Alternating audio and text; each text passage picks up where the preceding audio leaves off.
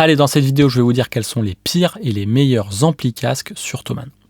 Alors, si vous suivez cette chaîne, vous connaissez ma vieille rengaine sur le matching d'impédance, c'est-à-dire l'importance qu'on doit accorder à faire que le casque matche bien son ampli casque. Quand je parle d'ampli casque, je ne parle pas seulement des petits boîtiers dédiés qu'on met sur son bureau, mais je parle aussi de la sortie casque de nos interfaces audio, de nos ordi portables, etc. Je vous l'ai dit dans d'autres vidéos, c'est hyper important, l'ampli casque doit avoir une impédance de sortie bien plus faible que le casque qui l'alimente. Si on ne fait pas ça, on se retrouve avec de la distorsion dans le bas du spectre, une perte de punch, voire même un changement de la réponse en fréquence. Ça, c'est si on a une impédance de sortie qui est très proche de celle du casque, voire qui la dépasse. Le problème, c'est qu'aujourd'hui, les casques ont tendance à avoir une impédance de plus en plus faible. Et les constructeurs d'interfaces audio, d'ampli casque n'ont pas forcément pris le pas et ils continuent de proposer des impédances de sortie très élevées. C'est le moyen en fait facile, à pas cher, de faire beaucoup de puissance. Et ça marchait quand on avait des casques de studio professionnels qui avaient 300, 600 ohms, quand c'était l'habitude de produire ces casques-là. Et aujourd'hui, c'est plus le cas. Un Odez, par exemple, à 20 ohms d'impédance, c'est très faible. Un Focal, ça tourne autour de 50 ohms. Or, les impédances de sortie des interfaces audio ou d'ampli casque continuent d'être de 10, 50, 100 ohms. C'est complètement délirant. Et donc le but du jeu aujourd'hui en 2025, c'est trouver une interface de studio ou un ampli casque qui a une impédance de sortie la plus faible possible, idéalement proche de 0, mais si c'est en dessous de 1 ou de 2, c'est largement suffisant pour 99% des casques.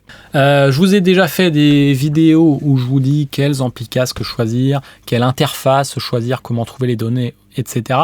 Mais aujourd'hui, dans cette vidéo, je voulais m'attarder plus spécifiquement sur la section amplificateur pour casque. Je vais vous dire quels sont les pires produits et les meilleurs produits. Je ne vais pas parler que d'impédance, je vais aussi parler de leur qualité dans l'absolu, c'est-à-dire de distorsion dans l'absolu, même quand on a un bon matching d'impédance, de fiabilité, etc. Avant qu'on commence, je vous invite à passer par mon lien affilié Thomann pour l'achat de ces produits, mais pour tous vos achats Thomann dans le futur, c'est vraiment un super moyen aujourd'hui de soutenir la chaîne, c'est de passer par mon lien affilié Thomann. Thomann me reverse une belle somme, une belle part de votre panier. Donc si vous voulez plus de vidéos, plus de studio tours, utilisez mon lien affilié Thomann, c'est le meilleur moyen de me soutenir aujourd'hui. Allez, sans plus attendre, on commence avec les pires produits, les pires ampli casques. Et on commence malheureusement avec la marque Behringer, qu'on adore détester, mais qui pourtant fait plein de bons produits. Mais ils ont un produit qui est problématique, même si pour le prix, on ne peut pas leur en vouloir. C'est le Behringer HA400, vous l'avez forcément vu quelque part. C'est pas un ampli casque, c'est 4 ampli casques. Regardez, il y a 4 sorties, c'est formidable. Alors, ce produit, le problème, c'est qu'il a une impédance de sortie, tenez-vous bien, de 80 ohms. Donc à moins que vous utilisiez un casque de 600 ohms, c'est cuit. Vous aurez des problèmes avec la plupart des casques du marché. À vrai dire, un casque de 250 ohms, je pense qu'il devrait bien s'en tirer. Mais sur un Focal ou un Odez, laissez tomber, l'impédance va être plus faible. Vous allez vous retrouver avec de la distorsion dans le bas, avec un bas tronqué, sans punch. Ça va être juste affreux. Préférez utiliser la sortie casque de votre interface ou de votre téléphone, ça sonnera bien mieux. On monte un tout petit peu en gamme avec le Art Headamp 4 qui est dans ce même form factor. Donc là, pareil, non, c'est un peu mieux, 47 ohms, mais 47 ohms, c'est beaucoup trop. Il y aura beaucoup trop de casques qui ne seront pas adaptés, donc on évite. Ce produit, même form factor, un prix plus réduit, pareil, même problème, on a exactement la même impédance de sortie, 47 ohms. D'ailleurs, c'est à se demander si c'est pas le même produit emballé par deux marques différentes. Je me demande d'ailleurs si ces marques appartiennent pas au même groupe. Enfin, en tout cas, voilà, on est sur un produit similaire et qui se comporte de manière similaire, et de même, on l'évite. On monte en gamme chez la marque Art et on prend le Headamp 6 Pro. C'est un petit peu mieux, mais moins de 12 ohms. Même si ça va être adapté au casque de 80 ohms par exemple, ça reste trop élevé au vu du fait qu'il vaut 311 €.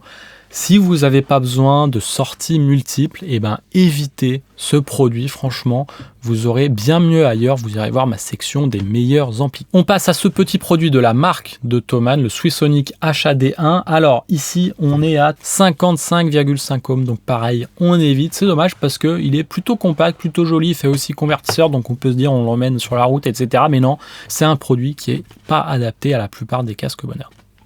On continue, on monte tout de suite en très très haut de gamme avec ce produit qui a séduit beaucoup de mes collègues malheureusement.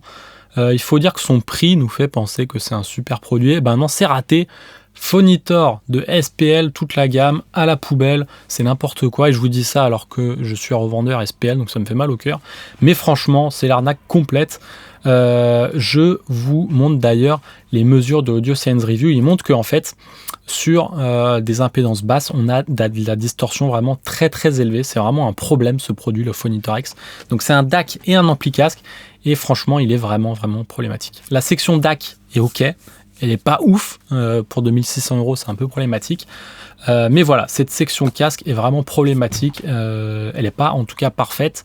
Elle ne convient pas au casque à faible impédance. Et à 2600 balles, c'est inacceptable.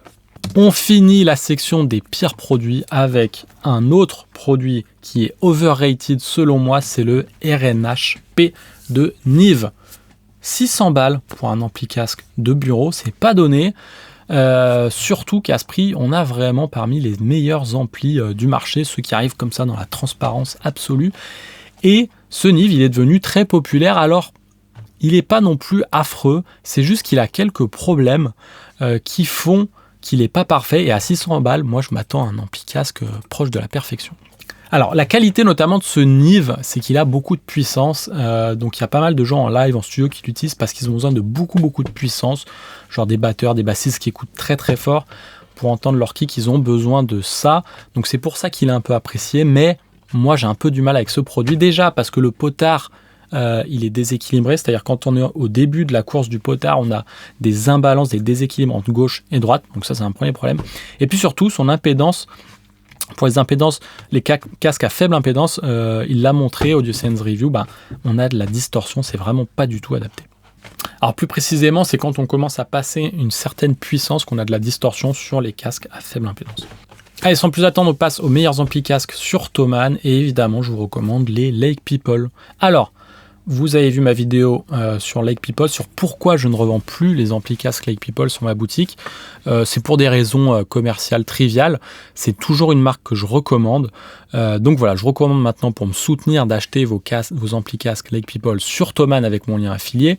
Il y a quand même des subtilités à savoir chez Lake People pour bien faire votre choix. Il y a plusieurs subtilités que je vais vous expliquer. Alors la première, c'est que le Lake People G111 n'est pas vraiment un Lake People. Il est plutôt dans la philosophie Violectric, qui est l'autre marque qu'a ce groupe, Lake People Violectric. Et en fait, on est sur un amplificateur à transistor. Les autres, ils sont sur une conception op-amp. Vous savez pas ce que ça veut dire, et c'est pas grave parce que moi non plus. À vrai dire, tout ce qu'il faut savoir, c'est que chez Lake People, quand ils font leurs amplis casques à base de op-amp, ils savent le faire, ils le font hyper bien, ça sonne hyper bien et ça mesure incroyablement bien, alors que leur technologie à base full transistor, dont ils sont assez fiers et qu'ils implémentent chez Violectric, qui est leur gamme hi-fi, elle est problématique puisqu'elle inclut un peu de saturation dans les hautes fréquences. On a comme ça un son qui est un peu plus doux, des transitoires un peu colorés et douces dans le très haut du spectre. Alors, c'est subtil, c'est léger, et ça donne un côté un peu plus hi-fi, je mets des gros guillemets. En tout cas, c'est comme ça qu'ils l'ont fait niveau marketing. Ils ont fait cette marque Violectric, où ils font une technologie à transistor avec des aigus un peu doux, et Lake People pour le studio avec une signature sonore beaucoup plus droite. Je ne sais pas pour quelle raison, mais Lake People ont sorti ce G111 qui est en fait un Violectric déguisé en Lake People. Ça leur permet de vendre moins cher, puisqu'on vend moins cher en studio. Et en fait, le problème c'est que ça sonne un peu comme un Violectric. Et en studio, c'est pas toujours ce qu'on veut. En tout cas, la plupart des gens, ce n'est pas ce qu'ils veulent et ce n'est pas moi ce que je recherche. Donc, si vous voulez un son le plus droit possible, évitez le G111. Prenez soit un G103 ou mieux un G108. Alors, le G108, c'est donc le haut de gamme, il est plus puissant, plus fidèle que les G103, mais dans les deux cas, G103, G108 et puis même le G111, vous avez une impédance ultra faible et donc vous avez des produits adaptés à tous les casques du marché.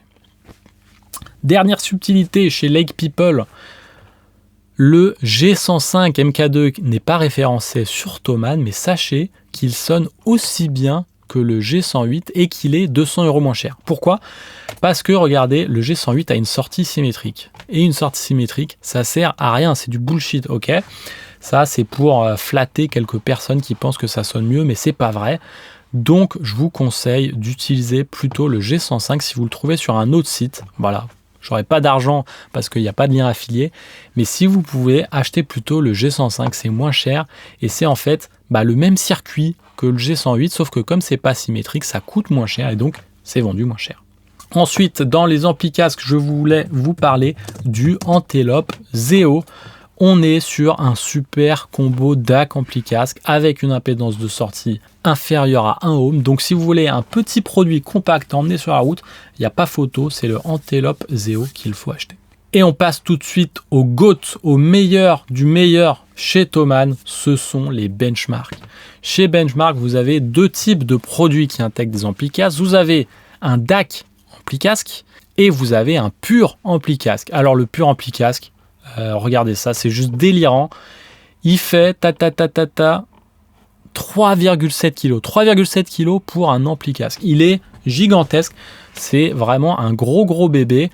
Par contre, ça sonne du feu de Dieu. C'est vraiment incroyable. En tout cas, d'après les mesures, c'est l'un des meilleurs produits du marché. C'est l'un des tout meilleurs amplis casques jamais produits par la race humaine. Un THD sous 0,00006%. Alors, est-ce que vous allez entendre la différence entre ça et un Lake People G105 ? Je suis pas sûr. Est-ce que vous entendrez quelque chose dans votre signal et que ça peut être l'ampli casque ? Non. Donc avec ça, vous vous posez plus de questions, vous ne changerez pas d'ampli casque avant ces 30 prochaines années. Donc c'est le moyen, d'acheter ce qui se fait de mieux et de ne plus se poser de questions sur l'ampli casque puisque vous avez tout simplement le meilleur du monde. Alors, l'autre produit que je vous recommande vivement, c'est plutôt le Benchmark DAC 3 HGCB qui fait donc DAC et ampli casque. Donc c'est ça qui est super. Alors sur le papier, c'est une section ampli casque qui est moins performante, moins poussée que leur ampli casque dédié. Le gros avantage de ça, c'est qu'il fait aussi DAC en fait. Donc ça, vous pouvez l'utiliser comme DAC de monitoring ultra haut de gamme. Il y a plein d'ingé mastering qui utilisent ce produit comme DAC. Donc prenez ça, ce sera votre prochain DAC de mastering ultra haut de gamme. C'est pareil, l'un des DAC qui mesure le mieux sur le marché d'après Audience Science Review. Et en plus, c'est aussi un super ampli casque. Donc franchement, foncez, c'est vraiment un produit à acheter. Voilà, c'est tout pour cette vidéo. Donc, si vous voulez en savoir plus sur ce sujet de l'impédance, regardez mes vidéos. Il y a une vidéo qui vous explique le sujet en profondeur en seulement 7 minutes. Il y a une vidéo qui vous dit comment trouver cette donnée de l'impédance de sortie, parce que c'est pas facile de trouver cette donnée. Vous pourrez la trouver donc sur votre MacBook, sur votre ampli casque dédié, sur votre interface de studio, etc.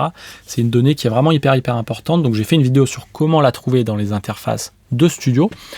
Et puis globalement, je vous invite à vous rendre sur ma boutique coolkidsaudio.com si vous voulez acheter un ampli casque avec une impédance de sortie faible et qui mesure incroyablement bien, puisque sur ma boutique, vous n'avez que ça, que des amplis casques qui mesurent extrêmement bien. Alors vous n'avez pas que des amplis casques, mais tous les amplis casques que vous trouvez, ils répondent à ces deux critères, c'est-à-dire 1, mesurer incroyablement bien, être très fidèle, et 2, avoir une impédance de sortie ultra faible. Voilà, merci de m'avoir suivi. Je vous laisse aussi le lien vers mon site boringvicmastering.com si vous voulez faire appel à mes services en mastering. Merci et à très vite.